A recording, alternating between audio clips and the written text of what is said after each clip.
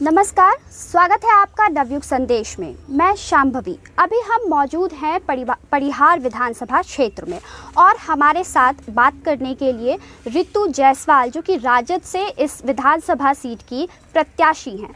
Ma'am, आपका बहुत बहुत स्वागत है। Thank you. सबसे पहले तो आपसे एक ये सवाल है कि एक छोटे क्षेत्रफल के लिए काम करना और फिर एक बड़े क्षेत्रफल के लिए काम करना, क्या लगता है इनमें कुछ अंतर तो है ही, ये जाहिर सी बात है। काम बढ़ जाएगा, जिम्मेवारी बढ़ जाएगी, पर कोशिश वही रहेगी। ईमानदारी से जैसे अपने पंचायत के लिए किया है वैसे बाकी के लिए करूँगी। तो काम करने का आपका जज्बा होना चाहिए। मायने नहीं रखता कि जगह छोटी है या बड़ी। अगर छोटी जगह पे आप ईमानदारी से काम करते हैं, निश्चित तौर पे आप बड़ी जगह पे भी कर पाएंगे। जी जी। एक सवाल आपसे ये कि आपने अभी तक एक मुखिया के तौर पर काम किया है, तो आप बहुत कुछ देखती आ रही होंगी और बीइंग अ वुमन आप ये देख पा रही होंगी कि औरतों की समस्या क्या है, तो उनका समाधान कैसे होगा और क्या क्या समस्या है आपकी नज़र में। सबसे पहले तो मुझे लगता है कि महिलाओं को आत्मनिर्भर बनाना बहुत ज़रूरी है। जी जी। क्योंकि अगर वो आत्मनिर्भर होती हैं तो बहुत सारी समस्याओं से वो खुद निपट सकती हैं। उनके आत्मनिर्भर बनाने के लिए ये कोशिश हो सकती है कि किसी तरह से उन्हें उनके घरों तक काम दिया जाए। इस तरह की चीज़ों पे मैंने पहले भी काम किया है, जैसे महिलाओं को बकरी पालन है, गाय पालन, भैंस पालन, फीसरी है, इस तरह की चीज़ों को हमने पहले भी अपने पंचायत में, एक ही पंचायत में बेशक किया है, लेकिन कई उनको सेल्फ हेल्प ग्रुप के माध्यम से जोड़ के और लोन करा करके उनको काम किया है। तो हमें लगता है कि अगर महिलाओं को एम्पावर कर दिया जाए, महिलाओं को आत्मनिर्भर बना दिया जाए, तो बहुत सारी समस्याओं से वो खुद निपट सकती हैं। अच्छा, एक वीडियो हमने आपका देखा था जिसमें वो सैनिटरी पैड के बारे में आप बता रही थी कि कुछ लोग होते हैं जो वो सैनिटरी पैड पहुंचाते हैं हर जगह, तो उसके बारे में आप थोड़ा बताना चाहेंगी। गांव में थोड़ी सी मतलब अवेयरनेस कम होती है इन चीज़ों को लेकर। नॉर्मली महिलाएं कपड़ा यूज करती हैं और कई तरह की घरेलू चीज़ें जो कि कहीं से भी हाइजीनिक नहीं होता है। तो चूँकि एक महिला जनप्रतिनिधि मैं हूँ, तो लोग कहते हैं कि महिला जनप्रतिनिधि होने से आपको मतलब काम करने में दिक्कत नहीं आती। मैंने कहा नहीं, मुझे काम करने में दिक्कत नहीं आती। मुझे ज़्यादा अच्छा लगता है कि एक महिला जनप्रतिनिधि होने के नाते अगर मैं सड़क से किचन तक पहुँच सकती हूँ, जो कि एक मेल मेंबर के लिए मुश्किल है, और मैं महिला से किचन से लेकर के उनके बेडरूम की प्रॉब्लम तक बात कर सकती हूँ। वो खुल के बात करती हैं मुझसे, जो मेरे पंचायत की महिलाएं हैं। इसी दौरान मैंने जाना कि किस तरीके से वो जो मासिक धर्म होते हैं उनसे उनकी कितनी प्रॉब्लम होती है, वो कपड़ा यूज करती हैं। यही रीज़न था कि मैंने सिवाहिनी पंचायत में 4 जगहों पे सैनिटरी पैड बैंक और एक चलता फिरता पैड बैंक, जिसमें कि बहुत कम पैसे में, मतलब आप ये समझ लो 1 या 2 रुपये में एक पैड ऐसे मिल जाता है, और महीने भर का पैड 5 रुपये में। तो इस तरह से किया जिससे कि ईजिली महिलाओं तक पैड पहुंचा। और क्योंकि स्वच्छता बहुत ज़रूरी है, महिलाओं को इतना काम करना होता है, वो खुद स्वच्छ रहेंगी, हेल्दी रहेंगी, तभी वो अपने परिवार को संभाल सकती हैं। अच्छा, आप जिस पृष्ठभूमि से आती हैं, एक शिक्षित महिला हैं आप, तो यहाँ गांव के बीच, मतलब गांव के लोगों के बीच काम करना कितना मुश्किल रहता है। जैसे कई बार एक सड़क को लेकर, बनाने को लेकर, या फिर कई समस्याएं ऐसी होती हैं जहाँ, तो ये जनसंपर्क करना कितना मुश्किल रहता है। कहीं नहीं मुश्किल होता, मैं आराम से घूम रही हूँ, देखो आप, ज़्यादा आसान होता है, लोग कोऑपरेट करते हैं। ये चीज़ें अब गाँव में बदल चुकी हैं कि नहीं, महिला जनप्रतिनिधि है, या अगर कोई महिला आगे आकर के काम करती है तो आप यकीन मान लो डबल उनको सपोर्ट मिलता है। तो मुझे कभी भी ऐसे नहीं लगा कि मैं महिला जनप्रतिनिधि हूँ तो मुझे सपोर्ट नहीं कर रहा है। गांव की महिलाएं हो या पुरुष हो या बच्चे हो या बड़े हो, बुजुर्ग हो, सब बराबर सपोर्ट करते हैं। ये अब बस एक मेंटलिटी जो कहते हैं वो बन के रह गई है कि लोग, बाहर के लोग अब ऐसा सोचने लगे हैं। गाँव में लोग बेहतर रिजल्ट दे रहे हैं। एक सवाल ये भी कि आप पहले जदयू से थी, रह चुकी हैं जदयू से, और अभी जब टिकट की बात आती है तो आपने राजद से टिकट लिया, तो इसके पीछे का क्या कारण? जेडीयू में मैं 9 साढ़े 9 महीने रही और निश्चित तौर पे जेडीयू मुझे टिकट देती, निश्चित तौर पे देती, लेकिन वो जगह परिहार विधानसभा नहीं होती। मेरी जिद थी कि मेरा जो कर्मभूमि है, जहाँ से मैंने अपने काम की शुरुआत की, वो सिवाहिनी है और परिहार विधानसभा में पड़ने वाला एक पंचायत है। तो मुझे लगा कि मुझे अपने कर्मभूमि के लिए कुछ करना है। तो पहले भी जब मैं मुखिया बनी तो मैं इसलिए नहीं बनी थी कि मुझे मुखिया बनना है, मैं इसलिए बनी थी कि मुझे इस पंचायत को बदलना है। आज भी मैं अगर विधायक के दौर में हूँ या बनूंगी तो इसलिए नहीं बनूंगी कि मुझे विधायक बनना है, इसलिए बनना है कि मुझे इस परिहार विधानसभा क्षेत्र को बदलना है।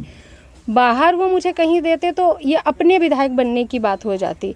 उन्होंने कहा भी था कि हमारा सिंबल रहेगा, छाप रहेगा और आपका चेहरा रहेगा। मैडम आपकी जीत निश्चित है, आप कहीं से भी हम आपको टिकट देंगे, आप जीतेंगे। लेकिन मैंने कहा ना, मुझे इसलिए नहीं बनना कि मुझे विधायक बनना है, मुझे ये जगह को बदलना है। तो ये वजह थी। लेकिन राजद की छवि थोड़ी मतलब गुंडा राज या हम कह सकते हैं जंगल राज, इन चीज़ों को लेकर है। तो आपने नहीं सोचा कि अगर इस टिकट मतलब पार्टी से हम आ रहे हैं तो इससे वोट के पे या फिर उस पर कुछ असर पड़ेगा? अच्छा, ये जो बालिका गृह कांड हुआ था, जी वो कौन से राज्य में हुआ था? कई तरह की जो घटनाएं हुई हैं और जिस तरह से अपराध का ये जो बढ़ा है, ग्राफ जो बढ़ा है, तो ये सब कौन से राज्य में हुआ है? ये सारे सुशासन के राज्य में सारे कुशासन वाले कार्य हुए हैं, है ना। तो ये आप नहीं कह सकते, मतलब सबसे दिल दहला देने वाली एक घटना बालिका गृह मुजफ्फरपुर की हम बात कर लें तो ये कौन सा किस राज्य में हुआ था? तो ये चीज़ें नहीं हैं ऐसी, है ना। हम अगर ग्राफ में देखेंगे तो बढ़ते हुआ अपराध या आपको बढ़ा हुआ वो आपको इधर 15 सालों में ज़्यादा दिखेगा। तो और आप उससे मतलब मुझे नहीं लगता कि ऐसा है जैसा आप बता रहे हो। अच्छी पार्टी है और सोच अच्छी है। अभी युवा चेहरा मिलेगा और बिहार को शायद एक युवा चेहरा चाहिए, क्योंकि 15 साल हो गए, हमने देख ली प्लान जिस तरह से बढ़ा है, बेरोजगारी जिस तरह से बढ़ी है, कोरोना ने जिस तरह से बिहार सरकार का पोल खोला है, कोरोना ने जिस तरह से कच्चा चिट्ठा खोल करके रख दिया है पूरे देश के सामने में, जहाँ पूरा का पूरा देश जो है वो या विश्व एक कोरोना से लड़ रहा था, वहाँ बिहार मुझे लगता है एक ऐसा राज्य था जो कोरोना प्लस माइग्रेंट्स की जो प्रॉब्लम थी उससे जूझ रहा था। तो मुझे नहीं लगता है। अच्छा, एक सवाल, थोड़ा सा व्यक्तिगत सवाल है कि आपके बारे में मैंने पढ़ा तो मुझे पता चला कि आप भरतनाट्यम और कथक ये चीज़ें सीख चुकी हैं। तो अभी आप एक इतने बड़े क्षेत्रफल के लिए काम कर रही हैं, काम और जिम्मेदारी दोनों ही बढ़ जा रही है। तो इस बीच आप अपने लिए समय कैसे निकालती हैं और आपकी मतलब जो ख्वाहिशें हैं उनके लिए समय कैसे निकालती हैं? नहीं, डांसिंग तो छूट गया है, इसमें कोई डाउट नहीं है। मेरा शौक़ और पैशन हुआ करता था क्लासिकल डांस और बॉन्साई। वो मैं बॉन्साई एक्सपर्ट थी, बहुत अच्छा बनाती थी, ग्रीन हाउस ये सब मेरा था। लेकिन अभी निश्चित तौर पे वो छूटा है, मगर जो काम मैं कर रही हूँ मुझे ज़्यादा अच्छा लगता है। आपने कहा अपने लिए वक्त, तो जो वक्त मैं अपने गांव वालों के साथ बिताती हूँ, अपने लोगों के साथ बिताती हूँ, वही वक्त मुझे मेरा अपना वक्त लगने लगा है। तो अब ये मतलब ही ख़त्म हो गया है कि अपना वक्त आप कैसे बिताते हैं। जी। जब आप बिहार में अभी घूम रही हैं तो आपको क्या क्या समस्याएँ दिख रही हैं? सबसे ज़्यादा जो अभी मुझे दिख रहा है वो किसानों का लग रहा है। सभी जगह पे अभी फसल जो लगा था वो बर्बाद हो चुका है, बाढ़ आया था और सारी फसल गल चुके, ख़राब हो गए और उन्हें किसी तरह का कोई भी मुआवजा नहीं मिला। और दूसरा, अगर किसी तरह से फसल बच भी गया तो उनका जो न्यूनतम सपोर्ट मूल्य होता है ना, वो भी उन्हें नहीं मिला। कहाँ 1800 समथिंग कुछ है, लेकिन 900 रुपये में उन्होंने बेचा है अपना क्विंटल अनाज।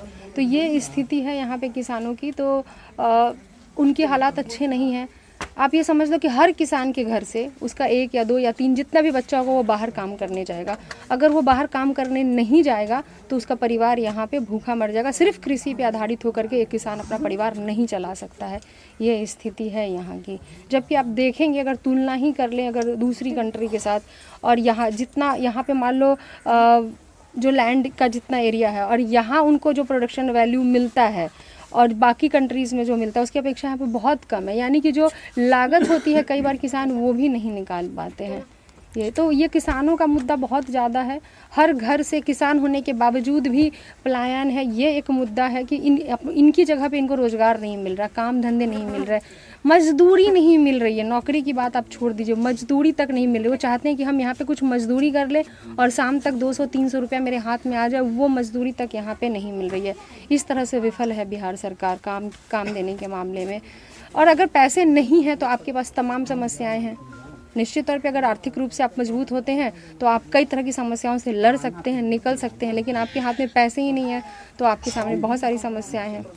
और डिजिटल शिक्षा की जब हम बात करते हैं तो उसकी क्या स्थिति है? मतलब डिजिटल शिक्षा यहाँ पर पहुँच रही है?